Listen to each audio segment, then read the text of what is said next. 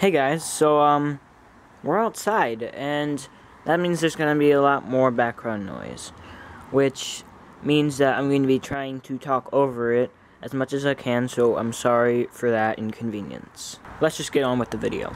So in today's video, I'm going to be giving tips on how to become essentially sub 5 on Pyraminx.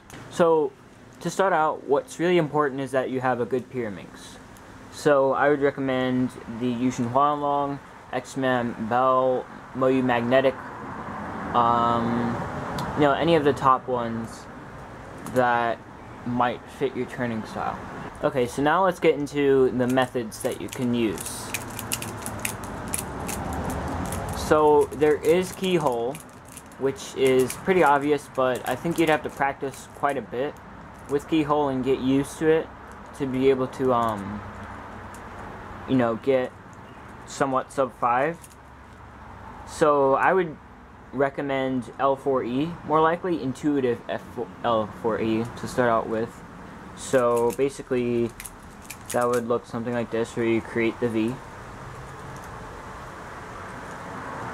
and then you solve one of these by just putting it in its spot, and then solve the rest using something really simple that you can probably figure out yourself. And after a bit of practice with L4E,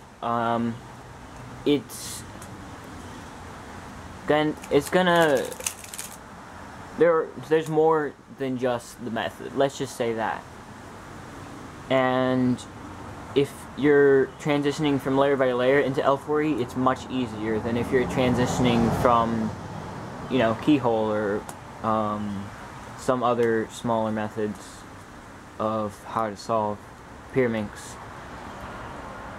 So that is also another tip.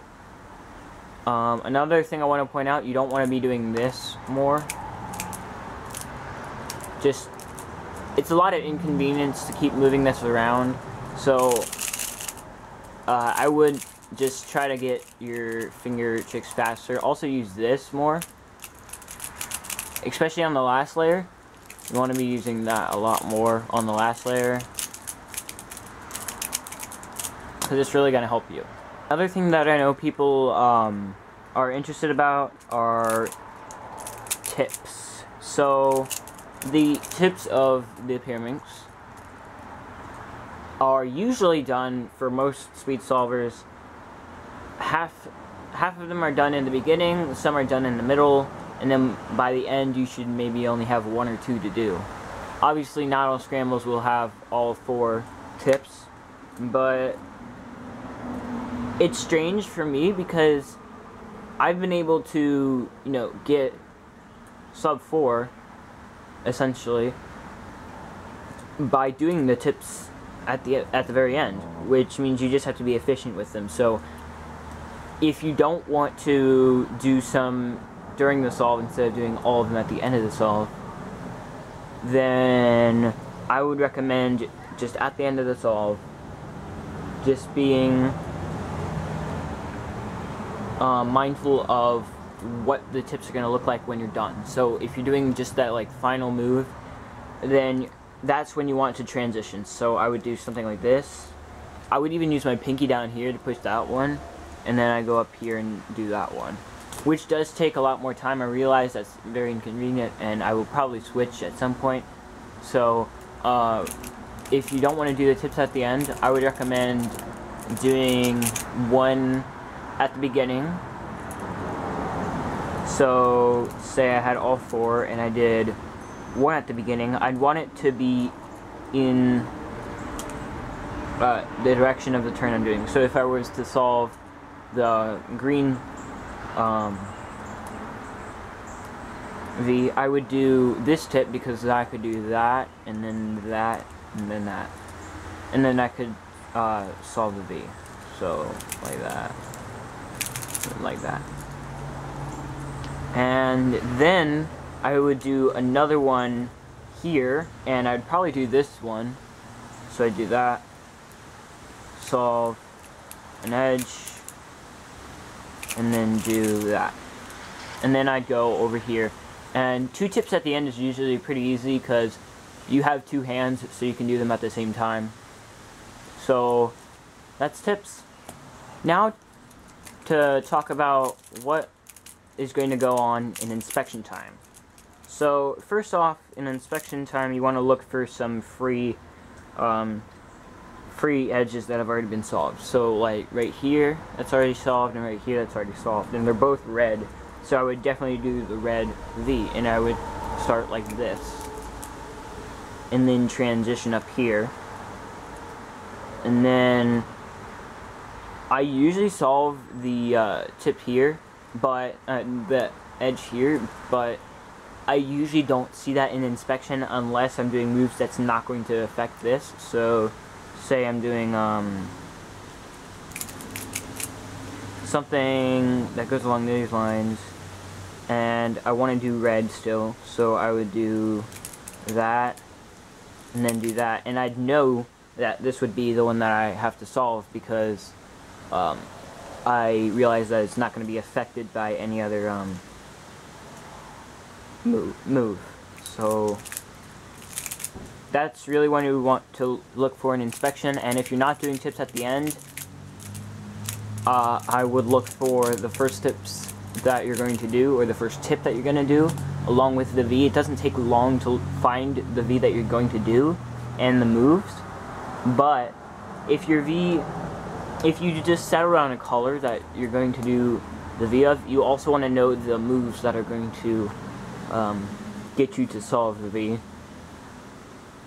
And then if you are doing tips at the end, I would at least count how many there are that aren't solved, because that has fooled me, I think, once or twice in competition, where I've looked and I see 3, and then maybe there's one in the back, and I set it down, I think it's done, but then there's that one in the back. I think that happened at my last competition with Pyraminx, which was Maggie L. Walker Governor's School. So that's also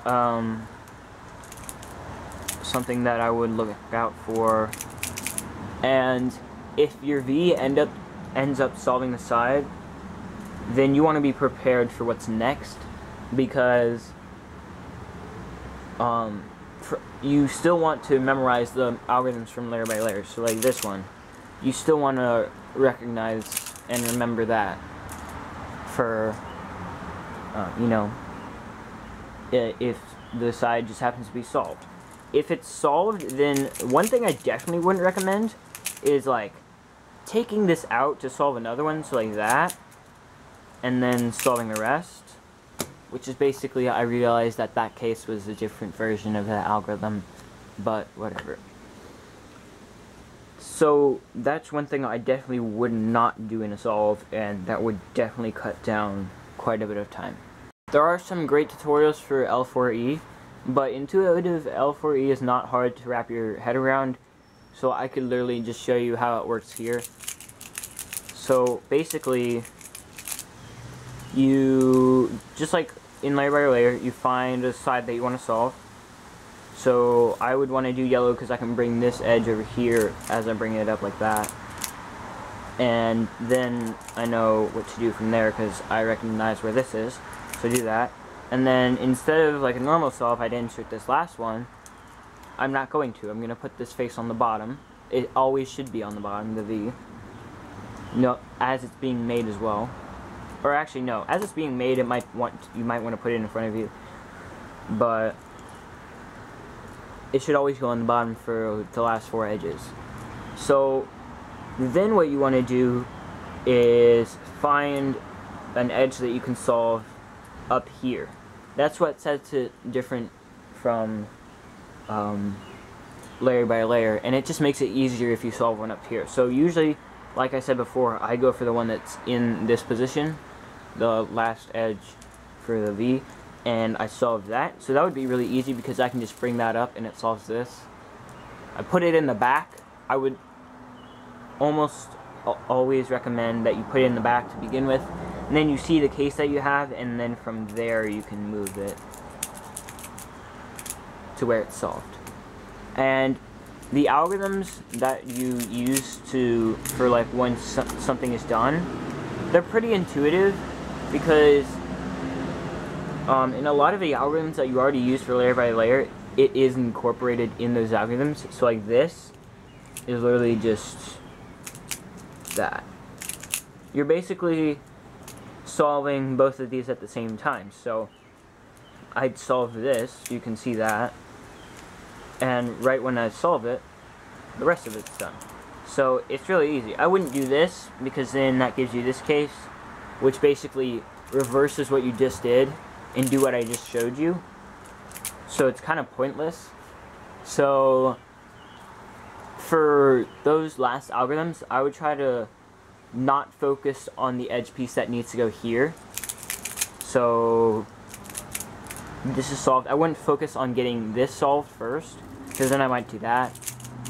I would focus on the other one, but not the one in here, because then I might do, well, actually, yeah, anything but this one, in most cases.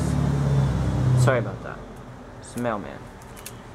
So, yeah, I would just focus on any other edge besides the one that needs to go in here, because that's the one that you want to focus on last, or basically essentially the one that you're solving last, even though you're solving them all at the same time. It just kind of feels like it. So that's one tip that will, make your solve more efficient. And you also want the transition from the V to the last layer to be very efficient. So if, say, I just solved this V and I turn to the last layer, I always want the spot that's not solved, the edge that's not solved in the V, right in front of me.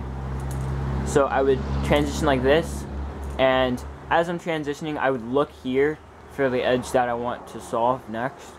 So I would do that, and then I would solve the rest. And if you solve the V, and you get an unfortunate case like this, where this is already here, and all these edges are swapped, which is a terrible thing, but you do the edge flip algorithm like that, and then you just do it again from a different angle. I'm not exactly sure what I did there, but basically, if an edge is flipped in its spot, it's most likely either gonna, well, it can only be these two cases actually. It's where it's this, and you just have to turn it so where you can do the edge flip algorithm and then solve it from there. You might have to do a couple of moves like that. Or it's where all of them are flipped like I just showed you. So if you hear buzzing in the background, there's a dragonfly that's kind of trapped in here. I'm on my porch. Anyway. That's basically it. That's all I can really think of. Obviously, you want a Pyraminx that's stickerless. I remember for some reason that dropped my times down as well, from using the stickered Moyu magnetic to this stickerless Yushin. But also this one fit my turning style best, so that's why it's really important to know your turning style on certain cubes. And that's basically it for this video. I hope it helped you out, and comment down below if you have any questions, or if you think I skipped anything that might help, because then I might comment down on this video and like pin it, or no, I might just pin the comment that you guys comment that I might have missed. So thank you all so much for watching, and I will see you all next time. Bye.